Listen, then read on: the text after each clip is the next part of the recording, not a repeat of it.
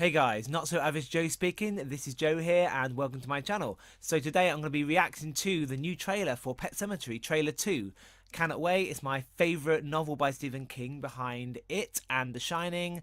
I'm just going to go straight into it and then we'll chat about the trailer afterwards and, you know, maybe a few hints at what might happen. So there might be a few spoilers. Just to make you aware, you have been warned. There may be a couple of spoilers that might come out unintentionally. I aim for this to be a spoiler-free trailer reaction, so I cannot guarantee that. Let's go.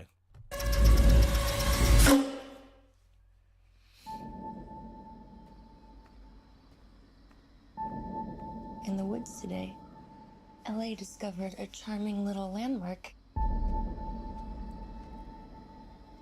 The Pet Cemetery. Place to bury our pets and remember them. Might seem scary, but it's not. Perfectly It is natural. scary a bit. Just like dying is natural. Whole town's been using this place for generations. Folks make a kind of ritual out of it.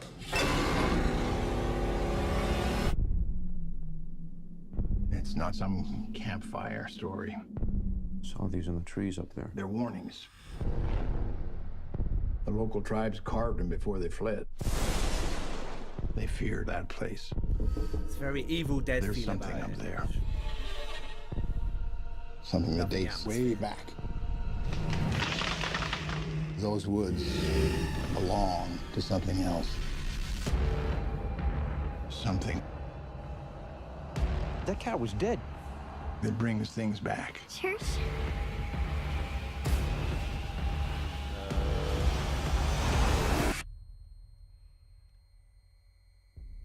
I know what you're thinking of doing. But they don't come back the same. Daddy. What's going on? Oh, Hug your daughter.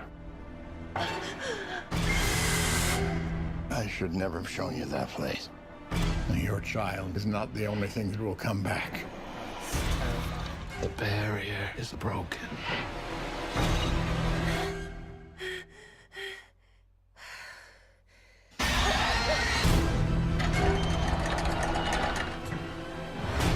what is that point? We have a second chance. Sometimes dead is better.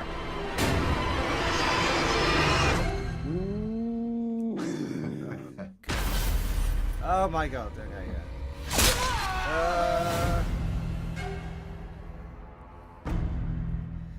oh, there's nothing worse than knives and nails to the ankles. This is a staple in horror films. There's many sort of staples to horror films there, such as you know, sharp objects going into feet and sort of graveyards. Obviously, the book is the cemetery is an old, I think like a Micmac Indian burial ground. Although there's two burial grounds, one of them's a pet cemetery and one's like a real cemetery. Interesting. I mean, it looks like it follows the book really faithfully. So we've got Lewis, the father figure, and his wife, who I don't know her name, and they've got two children, a daughter and a son. And they move in to this place in the countryside in the woodland, and they've got a neighbour called Jed, who is played by John Lithgow. Anything with Lithgow in is going to be amazing. I absolutely love him as an actor. Although I've got a guilty pleasure of watching him during Harry and the Hendersons, or Bigfoot and the Hendersons, as it might be known to some people. It's a guilty pleasure when I was younger. It's obviously a crap film. It's not the best film, but it's fun, you know. But yeah, I love John Lithgow as an actor. He's a great actor. And basically, for those that don't know what the story of Pet Sematary is, it's basically about a family that move into this sort of more remote place, I think from the city, and they move in with their cat called Church, and the son is called Gage. See, I'm still crap at names, even if it is my favourite Stephen King book. I'm rubbish with remembering names usually. I think I'm doing quite well so far. Anyway, yeah, one day while the kids are playing, while they're going like a hike or a trek with their family, they come across a pet cemetery, and the cemetery is spelt wrong. It's spelt with an S, and it's where all the local kids and the local local villagers effectively bury their pet animals when they die. So it's like a pet cemetery separate from the real cemetery, so that, you know, the animals can go to heaven as well as the people. Things start happening. Lewis starts having sort of vivid dreams, and he starts seeing Jed as more of a father figure because he lost his own father when he was younger. And what happens is that at some point, Church dies, the cat dies, and they have to bury the cat. The cat gets run over by like some speeding trucks. Lots of trucks go by. It reminds me a bit of Maximum Overdrive in a way, just constantly trucks, although they're not living trucks though.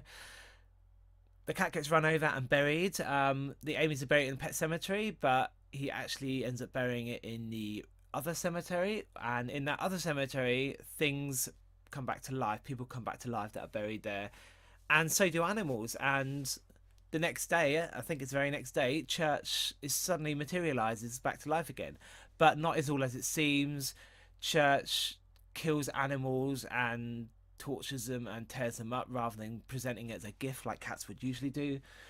Church smells extremely bad, doesn't want to stay in the child's room anymore. The child doesn't want the cat to stay in the room anymore. Because the cat is dead. The cat is effectively dead. And the cat here is quite creepy, actually. There's just the way it sort of slowly sort of moans and hisses. It's quite unnerving. The music in this trailer is really unnerving as well. It reminds me, like I said, a bit like The Evil Dead, the Evil Dead remake especially, where it's set in the woodland and sort of the camera angles and it's quite dark.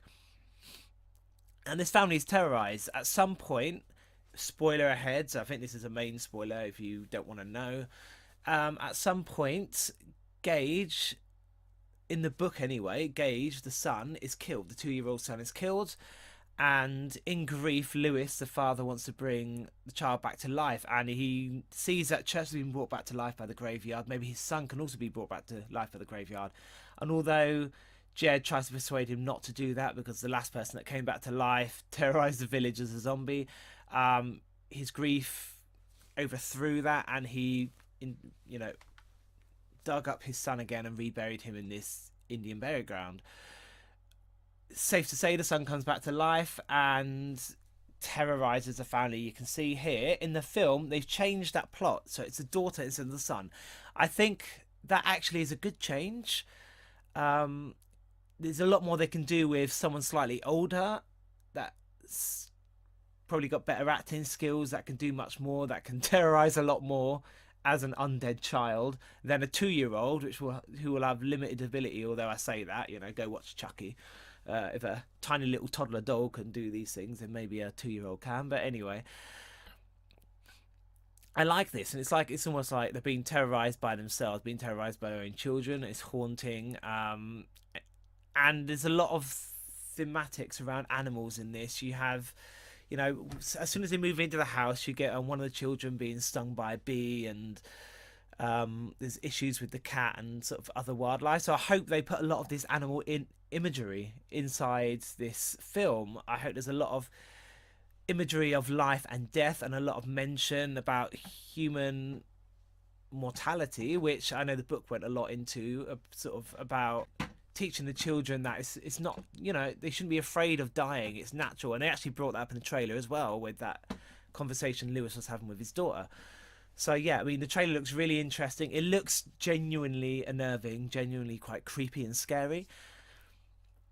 It looks very faithful to the book, and I'm very happy with that. Like I said, it's my favourite Stephen King book, and I really, really want it to be as faithful to the book as possible. But it's obviously set in a modern context, and not in the 80s. It's set where the original book was written in 1983, but this film's clearly set in the modern sort of...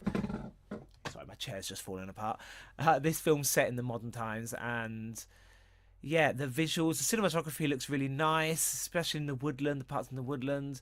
Obviously, there's going to be loads of jump scares. That's quite, there's cliche bits like hands coming out of rubble or bodies and grabbing. Like I said already, the stabbing of the feet, that makes a lot of people cringe. And much like getting a needle in the eye or something like that in horror films, really makes people squeal, really makes people scream. But nails and knives in the ankles and the feet, really, people don't like that. It's like when you stub your toe, it hurts a lot. And it makes you real. And I like that with horror films. They, you know, I like it when they utilize things that make you really real and creeped out and makes your hair stand on end. And that's the sort of things that this trailer seems to be doing. Obviously, that thing about staircases, you know, don't stand in the middle of the staircase and stare at a cat that you think is demonic, and there might be other things around, because it's not great. I love the little masks. You know, the animal masks and the children going around the forest, burying their animals like some sort of, almost like some sort of cult burial, some sort of ritual, which it basically is. And you know, there's a lot of ritualism in the book as well. And the acting looks like it's done really well. There's the woman playing the wife, I've forgotten her name, but she's in Stranger Things. She's in quite a lot of stuff actually right now. She's great. She's a great actress as well. So, and the child actors in here look, especially the girl, look like they've done a good enough job. And child actors are always the bane of my life. They have to be good. Child actors in horror film, for me especially, have to be good, because they have to be able to display real raw emotion and real raw anger and horror, depending obviously on the role they're playing. And yeah, I look forward to watching this film, much like I will do It Part 2, once the trailer for It Part 2 comes out. As much as I'm averse to watching that trailer because I don't want to get any spoilers, I already know how it goes. I've already seen the book, so at the end of the day, I mean, I'm sure it's fine. And yeah, this is the sort of film that I might do a film review on, along with It, and there's a couple of others, maybe Avengers Endgame, and there's a few other films that I might do a review on this year. So make sure you stay tuned for that in the future. And yeah, there'll be more trailer reviews to come. I think Chucky's going to be next. I expect it to be darker, unlike the original, which is more hilarious now, I think. Much like Pet Sematary, the original is not as dark as the one now seems to be going in that direction, which I'm looking forward to. Once again, Stephen King, king of the dark novels and king of the plot twists and turns. Anyway, thank you for watching. Make sure you like and subscribe, join my Instagram, and keep watching my other videos. If you want to make any comments about the trailer, about the book, any comparisons, anything about my reaction, just let me know in the comments below. I'll be glad to check that out and reply. And yeah, thank you for watching, and I'll see you next time on my next video.